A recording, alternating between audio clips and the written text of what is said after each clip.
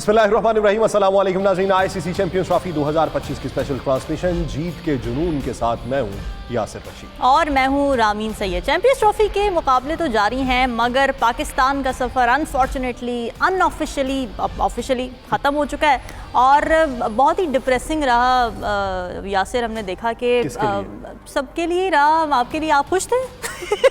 Team performance आप खुश थे? कभी कभार जब इनर फीलिंग होती है ना जी, वो गट्स फीलिंग हमें पहले से ही महसूस हो रही है। बिल्कुल सही बात जिस दिन ट्रांसमिशन में उन्होंने कहा बुझे बुझे से क्यों, बुझे से क्यों है, तो वो इनर फीलिंग थी ना। और यासिर, प्रॉब्लम ये है कि Pakistan is not only the first team to get out of this tournament but it is also the worst team to get out of the tournament. मतलब रन रेट सबसे कम, और हम देखें तो 2017 के दिफाई चैम्पियंस 2025 की worst team. What went wrong, इस पे बात कर लेते हैं। आज का मैच बड़ा इंपॉर्टेंट है, ऑस्ट्रेलिया और वन। आज के मैच के ऊपर भी बात की जाएगी नाज़रीन। आपको बताते चलें कि आज के मैच के हवाले से जो प्रेडिक्शन है वो बारिश की थी, लेकिन यूँ लगता है कि जैसे कुदरत भी अफगानिस्तान का साथ देने पे इस वक्त आमादगी का इजहार कर रही है, क्योंकि रात गए बहुत तेज़ बारिश हुई है लाहौर के अंदर और इस वक्त जो धूप है, जो किरणें हैं वो ज़मीन पे उतर चुकी हैं और यूँ लगता है कि जैसे आज मैच जो है वो होगा। और अगर मैच होता है तो इस सूरत में जान की बाजी लगाना होगी अफगानिस्तान को, और अफगानिस्तान की जीत की सूरत में वो सेमीफाइनल तक रसाई हासिल कर लेंगे। बसूरत दीगर अगर मैच नहीं होता तो आगे बढ़ने की जो तगदो है वो उनके लिए आसान हो जाएगी, ऑस्ट्रेलिया के लिए। लेकिन आज के मैच में अगर ऑन पेपर टीम्स को देखा जाए तो उनका कंपैरिजन किया जाए, बॉलिंग अटैक अगर अफगानिस्तान का देखा जाए, दूसरी तरफ से 4 मेन प्लेयर्स ना होने के बावजूद भी ऑस्ट्रेलिया की बैटिंग जो है वो मजबूत दिखाई देती है। तो उसके पीछे की वजूहत क्या है? सरफराज नवाज साहब की तरफ बढ़ते हैं। साबिक कप्तान सरफराज नवाज साहब ने लंदन से हमें ज्वाइन किया है। सरफराज साहब, बहुत शुक्रिया आपके वक्त का। सरफराज साहब, आज के लिए अभी तक की इतलात तो यही है कि बारिश के इम्कानात हैं, लेकिन फोरकास्ट में बारिश के इम्कानात से ज़ायद जो कल रात की बारिश है वो भी एक तासुर छोड़ रही है कि शायद मैच जो है वो हो जाए, या अगर 50 ओवर्स का भी नहीं होता तो महदूद ओवर्स का हो जाएगा, लेकिन अभी तक के इम्कानात में 50 ओवर्स भी हो सकते हैं। क्या समझते हैं ऑन पेपर्स किसकी मजबूती है? देखें, दोनों टीमों ने जो परफॉर्मेंस की है वो तो एक जबरदस्त परफॉर्मेंस है, और दोनों की परफॉर्मेंस इंग्लैंड के खिलाफ ही आप देख लें, 300 प्लस रन थे और दूसरी तरफ भी 300। ये सारा मामला जो 300 रन का चला है। अब आप जो यासर कह रहे हैं कि रात बारिश बड़ी तेज हुई है, आउटफील्ड स्लो हो जाएगी, इससे मैं कहूँगा कि 300 का जो है, लेकिन पिच तो सेफ होगी ना। पिच तो सेफ होगी लेकिन आउटफील्ड सेफ नहीं हो सकती, क्योंकि कल रात जितनी बारिश हुई है और जिस तेजी के साथ हुई है उससे आउटफील्ड के हवाले से तो कहा जा सकता है, शोर कहा जा सकता है कि वो गीली रहेगी। हाँ, एक अलग मामला कि माजी की तरह हेलीकॉप्टर बुला के तो वहाँ की आउटफील्ड को खुश किया जाए, तो ये एक अलग चीज वैसे होना चाहिए। It is a very important match. नहीं, देखें, आईसीसी ने जो इक्विपमेंट भेजे होंगे और पीसीबी के पास भी ये ऐसे इक्विपमेंट होंगे, लेकिन एक मुझे अफसोस होता है कि जब इनको पता था फोरकास्ट एडवांस आप ले सकते हैं वो वेदर वालों से, और आपने पूरी पिच को कवर क्यों नहीं किया? श्रीलंका जैसी जगहों के ऊपर पूरी पिच कवर कर देते हैं। तो इतना बड़ा इवेंट है, तो मैं कहूँगा कि इतनी मतलब कि अफसोस की बात है कि इतना बड़ा टूर्नामेंट और आप आधी से भी कम पिच को कवर करते हैं। अगर पूरी पिच कवर हो जाए तो सुबह ही टॉस हो जाना था अभी थोड़ी देर के बाद। तो एक तो ये मैं कहूँगा कि इतना खुला रखा है, और पिच 2 कवर इनको चाहिए फुल। एक जगह मैच हो रहा है और एक अगले दिन जो मैच होना है, तो इसमें मैं कहूँगा कि आपने देखें 15 अरब रुपया अपना क्रिकेट बोर्ड ने खर्च किया है जेब से फिलहाल। तो उसके बाद चेयरमैन साहब का एक बयान मैंने देखा था, उन्होंने कहा कि 5 अरब रुपया हम किसी बैंक से उधार ले रहे हैं। ये नहीं पता कि आप पता नहीं बैंकक्रप्ट होने जा रहा है, क्या हो गया। लेकिन ये भी एक खबर आई थी कि जब आउटगोइंग जो चेयरमैन था उसने शायद जो ऐसी खबर छपी थी अखबार में कि 70 अरब रुपया क्रिकेट बोर्ड के खजाने में पड़ा हुआ है। तो अब इतना खर्चे हुए हैं। और दूसरी तरफ देखें, राणा साहब ने जो एडवाइजर है सना साहब, उन्होंने प्राइम मिनिस्टर को रिक्वेस्ट कर दिया कि इसकी पूरी इन्वेस्टिगेशन होनी चाहिए, और ये सारी चीजें मैं कहूँगा कि जो चल रही हैं।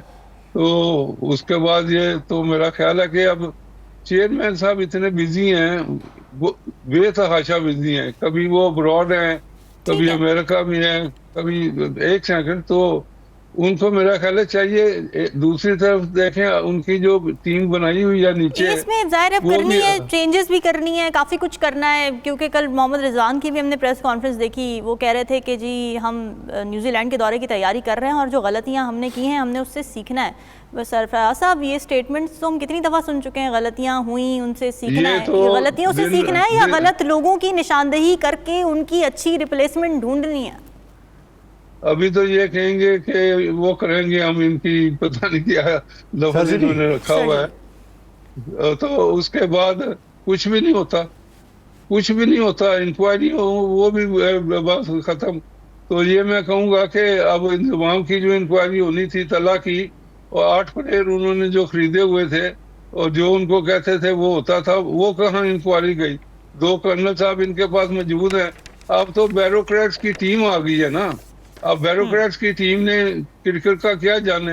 एक डीसी साहब हैं, वो न्यूजीलैंड में आप क्या समझते हैं, अगर सीनियर प्लेयर्स को ड्रॉप कर दिया जाता है, नए लोगों को मौका दिया जाता है, तो क्या उससे कोई बेहतर नतीजा अखज़ किया जा सकता है और मुस्तकबिल में बनाई जाने वाली टीम के हवाले से कोई बेहतरी का सामान हो सकता है? जी नए लोग लाएंगे कहाँ से? ये तो अब न्यूजीलैंड का टूर है, अब नए लोग अब एकदम कैसे ढूंढ लेंगे? सर वो जो तो बैठे हुए थे आपकी बेंच पे, अगर उन्हीं को ही मौका दे दिया जाए सर। हाँ, नहीं, बेंच पे जो बैठे हुए थे, अब फहीम अशरफ को आप मौका देंगे, खुशदिल को मौका देंगे? ये क्या बात कर रहे हैं आप? ये इनको मौका देने का वक्त है। उसमें भी 2 कैटेगरीज हैं ना, खुशदिल एक वो वाली कैटेगरी जिसकी आप निशानदेही करें, दूसरी वो भी है जिन्होंने अच्छा परफॉर्म किया भी मगर इनएक्सपीरियंस होने की वजह से, बकौल वाकिफ जावेद की इनएक्सपीरियंस है, वो सिर्फ एक मैच की बेसिस पे हम उन्हें नहीं खिला सके। तो इज इट हाई टाइम कि अब उन्हें खिला लें, उनको मौका दें? देखें, मैं चेयरमैन साहब के गोश गुजार कर रहा हूँ कि जो आकिब जवेद है वो 4 साल हेड कोच रहा है फिजिकली, और उसने उसकी टीम जो लाहौर कलंदर है कहीं भी नहीं जीती, किसी वक्त परफॉर्मेंस नहीं की। जब उसको फारिग किया है तो परफॉर्मेंस ही, और वो जीते भी हैं PSL और चैंपियन भी बने हैं। तो ये तो एक नाअहली सामने नजर आई हुई है ना। आकिब जवेद एडमिनिस्ट्रेटर ठीक है कि टीम बना दी, ये कर दिया, उसके बाद आपके जो 4-5 मेंटोर रखे हुए हैं 50 लाख महीने के ऊपर, उनकी कारकर्दगी देख लें। उन्होंने जो इमरान के ज़माने में इसको रखा था, मिसबा को, 3 साल उसने जो तबाही की है क्रिकेट की, और उसके बाद फिर क्लब क्रिकेट बंद हो गई थी, उसके बाद फिर डिस्ट्रिक्ट क्रिकेट खत्म। कप्तान जी ये बताएं कि पिछले 15 सालों में जो भी क्रिकेट बोर्ड का सरबराह आया, जितनी चीफ सेलेक्टर्स आए, जितने मुंतजमीन आए, आपको क्या लगता है किसने अच्छाई की बोर्ड के साथ?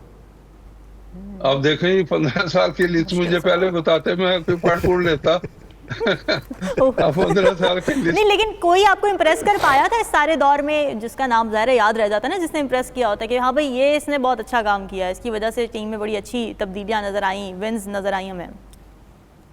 नहीं, आप देखें, इस 2-3 तो मुझे पता ना। ये जो रमीज राजा एक ये तबाह कर गया, इसने अरब रुपया खर्च कर दिया अब जूनियर क्रिकेट के ऊपर, और मेंटोर बार से बुला के 1-1 करोड़ रुपया 5 या 6 आदमियों को दे दिया। ये मैं समझ नहीं आ रही कि ये इतना पैसा बांध क्या दे। दूसरी तरफ जो अब क्रिकेट बोर्ड पैसे उधारे ले रहा है 5 अरब रुपया, तो ये अब मैं ये भी सोच रहा हूँ कि अभी भी 50-50 लाख के ऊपर मेंटोर रखे हुए हैं, तो ये सारे खर्चे करने की जरूरत क्या है? दूसरी तरफ आप देखें, जो आप कह रहे हैं, इससे पहले फिर नसीम अशरफ था, वो भी इमरान का खास आदमी, और अभी भी जो है ना, ये वही इमरान के आदमी है। आकिब जवेद हुआ इमरान का, वो शुरू से ही उसके साथ है। उसके बाद वसीम अकरम लगा लें, बाहर से इशारे करता है। अभी एक जगह पे वो बता रहा था ये करें वो करें, और तो ये दूसरा, उसके बाद फिर आपके पास सकलैन मुश्ताक, वो भी इसी ग्रुप का। और इन सब ने जो इतने सालों से तबाही की हुई है, अब सकलैन मुश्ताक का देख लें, टीम को अफगानिस्तान भेजा, अफगानिस्तान के साथ UAE में मैच हुए तो इसने अपने दिमाग को कैप्टन बना दिया, जो ओरिजिनल कैप्टन था उसको फारिग कर दिया कि रेस्ट करा लें, और ये फिर अफगानिस्तान से 2-1 से सीरीज हार गया।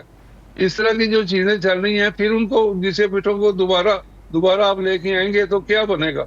अब न्यूजीलैंड की आप टीम की बात कर रहे हैं, तो न्यूजीलैंड में तो इनमें से लेके जाएंगे ना। वेलकम बैक जी। बात हो रही है चैंपियंस ट्रॉफी में, पाकिस्तान का सफ़र तमाम हो चुका है और साथ में तमाम हो गई हमारी सफरिंग भी यासिर, क्योंकि बड़ा ही अजियतनाक हमने देखा प्रोसेस सारा गुजरा है।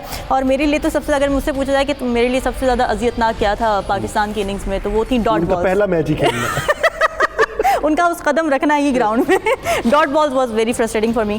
सरफराज साहब, हम बात कर रहे थे मैनेजरियल इश्यूज़ के बारे में, सिलेक्शन के प्रोसेस के बारे में, कि राइट पोजीशंस पे राइट लोग नहीं बैठे हुए। इन सब चीज़ों को हटा के अगर देखें तो बायलैटरल सीरीज़ में पाकिस्तान बहुत अच्छा परफॉर्म करता आ रहा है और इसी वजह से हमारी एक्सपेक्टेशंस बहुत हाई हो गई थी। अब but what is the problem कि बायलैटरल सीरीज़ में अच्छा परफॉर्म करते हैं वही प्लेयर्स, उसमें एक आधे थोड़े बहुत होते हैं कमी बेशी, लेकिन टूर्नामेंट्स में, आईसीसी के टूर्नामेंट्स में कंसिस्टेंटली हमें गंदी परफॉर्मेंस नज़र आ रही है पाकिस्तान की। What is the reason? Reason यही कि वेरी पुअर सिलेक्शन और पुअर ऑर्गेनाइजर जो इर्द गिर्द रखे हुए हैं, और उसके बाद जो 6 आदमियों का टोला ब्यूरोक्रेट्स रखे हुए हैं, 2 एसपी हैं, 3 ब्यूरोक्रेट्स हैं, चीफ सेक्रेटरी साहब को भी इधर ले आए हैं। तनख्वाहें बड़ी ज्यादा क्योंकि बोर्ड में दी जाती हैं, 50 लाख तो मेंटरों को मिलता है। नहीं, लेकिन हम बायलैटरल सीरीज में क्यों अच्छा परफॉर्म कर रहे थे? ऑस्ट्रेलिया के साथ हमने देखा, साउथ अफ्रीका के साथ देखा, जिम्बाब्वे के साथ देखा, कमोबेश यही टीम थी, तो बायलैटरल सीरीज में अच्छा परफॉर्म कैसे कर रहे थे फिर, अगर टीम ही सेलेक्ट गलत हुई है? नहीं, ये देखे ना जी कि सिलेक्शन कंडीशन देखे ना, इंडिया पाकिस्तान और श्रीलंका यूएई, ये स्पिनिंग कंडीशन ज्यादा हैं। और उसके बाद फिर जो जे शाह साहब बैठे हुए हैं, चेयरमैन आईसीसी, वो भी देख रहे हैं, कुरेटर को इंस्ट्रक्शन होती है कि पाकिस्तान के खिलाफ क्योंकि इनकी स्ट्रेंथ फास्ट बॉलिंग है तो ग्रीन पिच पर वाइड ना करें, इनके लिए स्लो लो बाउंस कर दें ताकि इनके फास्ट बॉलर ही हो जाए बिल्कुल बेकार, और होते रहे हैं। तो उसके बाद फिर स्पिनर आपके पास एक है, वो भी ना होने के बराबर, 1 विकेट उसकी मिला शायद मिली है सारे टूर्नामेंट में। तो ये सारी चीजें देखते हुए मैं कहूँगा कि सबसे बुरी चीज तो सिलेक्शन, पुअर भी नहीं, worst selection ever one could see. तो ये देखे, मैंने चेयरमैन साहब को लिख के भी भेजा था, ये मैच शुरू होने से पहले टीम में अभी 4-5 दिन थे कि चेंज कर सकते थे, और अखबार दी न्यूज अखबार में बहुत बड़ी सुर्खी से छपा था कि ये टीम बदल लो वरना आपकी टीम कुछ नहीं करेगी। तो वही रिजल्ट निकला है कि कुछ टीम ने नहीं किया, और उसमें वादा किया था मैंने, आमर जमाल कहाँ गया, अब्बास अफरीदी कहाँ गया, ये दूसरे स्पिनर कहाँ गए, ये वादा किया था कि ये मुर्दे घोड़ों को निकालें और ये फ्रेश घोड़े लेके आए। तो लेकिन किसी ने ये बात नहीं मानी, और अब भी मैं आपको श्योर कर दूं, अभी भी कोई चेंज नहीं होगी। वो कहेंगे देयर इज नो टाइम, कि न्यूजीलैंड के लिए वक्त नहीं है कि चेंज करने का। कह चुके हैं। टॉस हो चुका है अफगानिस्तान का, ऑस्ट्रेलिया के खिलाफ टॉस जीत के बैटिंग का फैसला, यानी जो पिछला मैच उन्होंने इसी ग्राउंड के ऊपर खेला और इंग्लैंड दी, उसमें भी टॉस जीत के सबसे पहले अफगानिस्तान ने बैटिंग का फैसला किया था। और इब्तदाई तौर पे अगर उनका टॉप ऑर्डर अगर लड़खड़ाया भी था, तो उसके बाद जो मोमेंटम देखने में आया, और यही पैटर्न देखा गया यासिर अफगानिस्तान के साथ कि जब भी वो बैटिंग करते हैं पहले तो वो ज़रूर मैच जीतते हैं। ये एक पता नहीं लकी चार्म है या क्या स्ट्रैटेजी है। सरफराज साहब, आपको क्या लगता है आज भी वैसा ही हाई वोल्टेज टाकरा देखने को मिलेगा जैसे अफगानिस्तान ने हमें पिछले मैच में दिखाया, और टॉस जीतकर फिर आज उन्होंने बैटिंग का फैसला किया? पिच को देखते हुए उन्होंने फैसला किया होगा, क्योंकि जो पहले बैटिंग कर रहा है वो भी काफी स्कोर करता है। इस पिच के ऊपर तो जो 300 स्कोर हुए हैं इधर साइड से जितने मैचेस हुए हैं, तो मैं ये कहूँगा कि ये इनफॉर्म ही है। और पहले बैटिंग ये इसलिए करते हैं कि सेकंड जब ये बॉलिंग करते हैं तो इनके पास वैरायटी है, स्पिन भी है और लेफ्ट आर्म भी है, चाइना मैन भी हैं, और उसके बाद ऑफ स्पिनर भी, फास्ट बॉलर भी जो है। अजमर ने पीछे देखे 5 विकेट लिए हैं एक इनिंग में, तो बॉलिंग, फास्ट बॉलिंग भी इनकी काफी बेहतर है। फरूकी है, वो भी काफी फॉर्म में था पहले, इस मैचों में तो शायद पता नहीं कितनी विकेट लिए उन्होंने। तो एनीवे ऑलराउंड परफॉर्मेंस इनके पास है कंट्रोल करने के लिए, और वैरायटी भी है बैट्समैनों के लिए कि फास्ट बॉलर भी ले हैं, स्पिनर भी ले हैं, और उसके बाद फिर फील्डिंग भी इनकी बड़ी जबरदस्त है, और बैटिंग में इनके हार्ड हिटर है, बैट्समैन भी हैं, और रनिंग बिटवीन द विकेट इनकी बड़ी तेज है, जहाँ पे 20 कप्तान जी आप वो जो वैरायटी की बात कर रहे हैं, वो वैरायटी वो अंग्रेजी वाली वैरायटी है या जो वो पंजाबी अपने मुहावरे में बोलते हैं बड़ी वैरायटी ने? देखो ये पंजाबी भी वाली तो भी है, लेकिन इनके पास according to variety, according to batsman है कि कौन सा बैट्समैन तेज बॉलर को खेलता है, कौन सा स्पिनर को खेलता है, तो वो इनके पास वैरायटी है ना, ताकि और ये मेरा ख्याल है कि फिल्में भी देखते होंगे और काफी क्योंकि डिवोटेड है ये टुवर्ड्स क्रिकेट, और ये अनलाइक हमारे प्लेयरों के और इनके जो कोचेज हैं वो भी मेरा ख्याल इनको दिखाते होंगे कि बैट्समैन स्पिनर को अच्छा खेलता है, कौन सी शॉट उनके पास ज्यादा बेहतर है, कौन सी फील्ड प्लेसिंग आप उसके लिए करेंगे, तो ये सारी चीजें काउंट फॉर होती हैं। हमारे पता नहीं अब 15 कोचेज जाते हैं साथ, और वही ना कप्तान जी वो दूसरी टीम्स की फिल्में देखते हैं।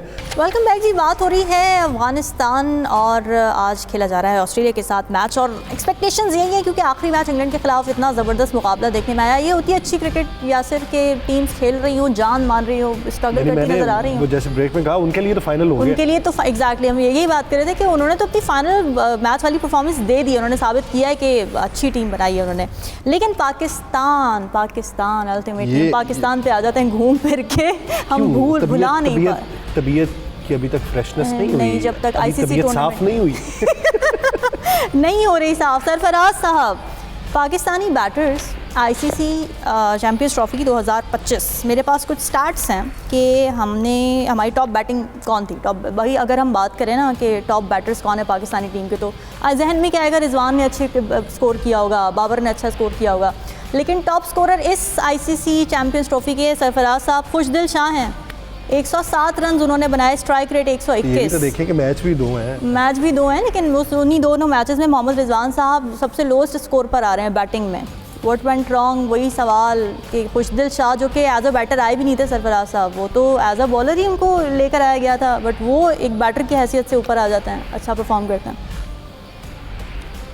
देखें उसको तो as a part time bowler इन्होंने रखा था कि वही वो जो मैं पहले कह रहा था आज़ा बटेर वाली बात थी कि थोड़ा सा ये कर लेगा, 20, 30, 40 रन कर लेगा, इस तरह के देखें स्पेशलाइज्ड आपको प्लेयर चाहिए होते हैं, और आपके पास जब स्पिनर है कोई नहीं तो आपको चाहिए था कि स्पिनर प्रॉपर लेके जाते। आपके जबरदस्त 2 स्पिनर आपके पास नोमान और साजिद मौजूद हैं, उसके बाद सफियान एक मिस्ट्री बॉलर आया है जिसको लोगों ने अभी ज्यादा नहीं खेला, और उसकी वो जो मिस्ट्री बॉलिंग करता है उसको समझने के लिए भी मेरा ख्याल है कुछ वक्त दरकार होता है। बैट्समैन कोई फिल्में देखते हैं कि उनको खराब बैटिंग करती हैं तो एडजस्ट करते हैं, फिर तो थोड़ी देर तो मेरा ख्याल है कि उसको ज्यादा नहीं वो गेज कर सकते कि ये टर्न किधर होगा, कितनी टर्न होगी, अनलेस के they play for some time. तो इस तरह के तो आपके जो पास मौजूद थे सारे स्पिनर और ये आउटस्टैंडिंग बॉलर, तो इनको तो आपने खिलाया नहीं, और जो बॉलर आपके हमेशा आप देखें कई मैचेस आप देखें उसमें आपके आखिरी ओवरों में तो 10 ओवरों में 100 रन तो कहीं नहीं गए हुए, और 5 ओवरों में 4 ओवरों में तो 60-70 रन आपको होते ही हैं। तो यहाँ पे आपने क्या किया, ये 2 आपके पास फास्ट बॉलर मौजूद हैं, आकिब जवेद, अजहर महमूद, ये इन्होंने क्या इनको कोचिंग की है, क्या इनको बताया है, लाइन और लेंथ इनकी क्या बेहतर की है, तो ये सारी चीजें तो मौजूद हैं। दूसरा मुझे बड़ा अफसोस है कि ये आपने जो बताया है कि ये कंटिन्यू करेंगे, ये सबसे बड़े मैं कहूँगा कि खतरनाक बात है। इनको अगर बोर्ड नहीं भी निकाला ना, इनको खुद ही शर्म आनी चाहिए कि हम मिजरेबली फेल्ड। तो उनका ये कहना है कि चैंपियंस ट्रॉफी के इख्तिताम के कोई अगले हफ्ते यानी 7 दिन बाद तो हमने न्यूजीलैंड जाना है, तो इतनी जल्दी हम तब्दीली क्या करें, वो दौरा मुकम्मल करके आते हैं फिर तब्दीली कर लेंगे। नहीं, पहले तैयार होना चाहिए था। जब आपको पता है कि आप पूरे टूर्नामेंट में अब एंड में देखेंगे ना, आप पाकिस्तान टीम नंबर 8 आएगी, नीचे से ये चैंपियन बनेंगे, अपना सबसे नीचे जो आएंगे उसके ऊपर तो अभी भी आप देखें they are at the bottom एक ग्रुप के अंदर, और इवन बांग्लादेश इनसे ऊपर है। तो ये सारी चीजें देखते हुए तो मैं ये कहूँगा कि इनके पास रेडीमेड चीजें होनी चाहिए कि ये बिल्कुल फेल हो गए तो दूसरे अब सारी परफॉर्मेंसेज हर चीज मौजूद है कंप्यूटर के ऊपर, और सारी चीजें आपके सामने परफॉर्मेंस भी है बैट्समैनों की, बॉलर्स की। दूसरी चीज मैं ये कहूँगा कि इनको जो ये बड़े कमजोर इनकी जिस्म है, इनको बेहतर करना पड़ेगा, रफ एंड टफ जैसे कहते हैं ना, बनाना पड़ेगा। सर इनकी मौजें लगी हुई हैं सरफराज साहब, उनको क्या चाहिए? मैं आज यहाँ पे बैठ के अपनी चैनल इंतज़ामिया से मैं जो है वो गिला करना चाहता हूँ कि हमको जो तनख्वाह मिलती है हमने तो काम करना है और ज़्यादा बढ़ के करना है। ये जो है ये इनको मैच भी नहीं खेल रहे इन्होंने, तनख्वाहें इनको फिर मिल जाती है। इनका काम बैठे हम कर रहे हैं यहाँ पे, और ये जस्टिफाई कैसे कर रहे हैं? ठीक है, क्रिकेटर अपने पैसे खुद कमाता है स्पॉन्सरशिप से, एड्स आते हैं, उसको चीज़ें मिलती हैं, खुद टूर्नामेंट से बाहर हो गए, हमें लटका गए यहाँ पे। जस्टिफाई नहीं कर पा रहे ना अपनी मराहत मिलने वाली। और उससे फिर सफ़र भी सरफराज साहब पूरा क्रिकेट भी करता है, क्योंकि अब लोगों का भी इंटरेस्ट लूज होता जा रहा है। तो एडवर्टीजमेंट कैसे मिलेगी, स्पॉन्सर्स कैसे मिलेंगे जब क्रिकेटर अच्छा खेल ही नहीं रहा? नहीं देखें, कारदार मरहूम ने जैसे सिस्टम बनाया था कि जो इंस्टीट्यूशन बनाए थे कि इनसे सारे क्रिकेटर खेलेंगे, तो वहाँ पे इनको मुलाजमतें दें और ये इंस्टीट्यूशन जो अदारे हैं उनकी तरफ से खेलें।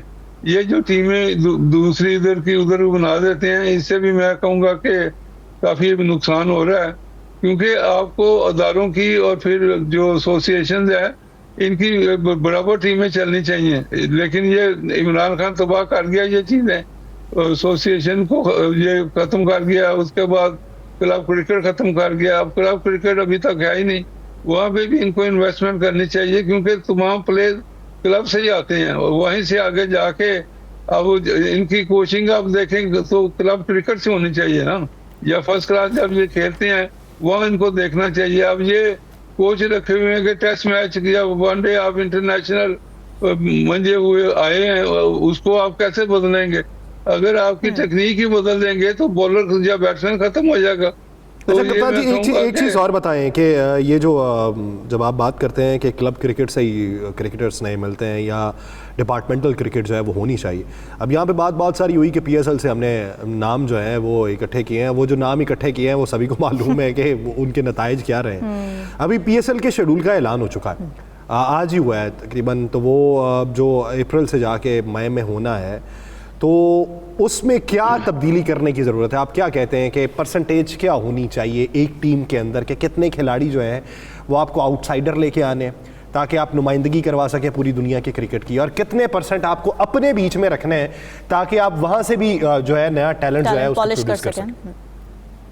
देखें, ये तो एक रूल बना हुआ है तमाम मुल्कों के अंदर, जो चीज़ें मौजूद हैं, इतने प्लेयर लोकल होंगे और इतने बाहर से आप ले सकते हैं। वो तो एक सिस्टम चल रहा है, वो तो उसको चलाने पड़ेगा। लेकिन सिस्टम चलाने में कि बाहर से जो प्लेयर हैं वो कितने कैलिबर के हैं। लास्ट जो आईपीएल हुआ है, पीएसएल हुआ है, उसमें जो बाहर के प्लेयर आए हैं वो तो हमारे फाड़ी प्लेयर जो होते हैं ना बाहर बैठने वाले, उनसे भी वर्स्ट है।